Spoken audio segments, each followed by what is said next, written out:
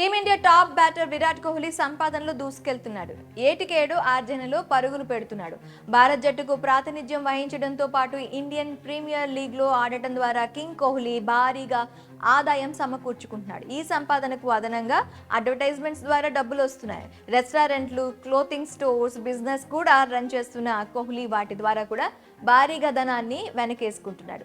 ఇలా ఎన్నో మార్గాల ద్వారా సంపాదనలో దూసుకెళ్తున్న కోహ్లీ ఏడాదికి ఎంత ట్యాక్స్ కడతాడో చాలా మందికి తెలియదు.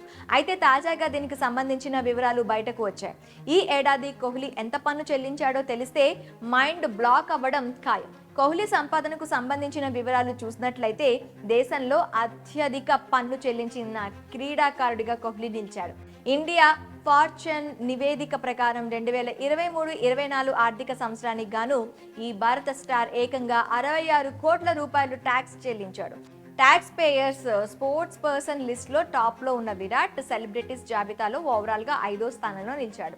ఈ లిస్ట్లో బాలీవుడ్ బాద్షా షారుఖ్ ఖాన్ ఫస్ట్ ప్లేస్లో ఉన్నాడు. అతడు ముగిసిన ఆర్థిక సంవత్సరంలో 92 కోట్లు ట్యాక్స్ చెల్లించాడు.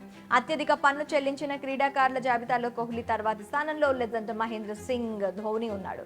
అతడు 38 కోట్ల రూపాయలు ట్యాక్స్ కట్టాడు. బ్యాటింగ్ గ్రేట్ సచిన్ టెండూల్కర్ 28 కోట్ల రూపాయలు, దాదా సౌరవ్ గంగోలీ 23 కోట్ల రూపాయలు అలాగే పన్ను రూపంలో చెల్లించారు. వీళ్ళు తర్వాతి స్థానాల్లో star allrounder Hardik Pandya, wicket keeper Rishabh Pant ఉన్నారు. వీరి ట్యాక్స్ వివరాలు చూసినట్లయితే పాండ్యా 13 కోట్ల రూపాయల పన్ను కట్టగా ఇక పంత్ 10 కోట్ల రూపాయల ట్యాక్స్ చెల్లించాడు.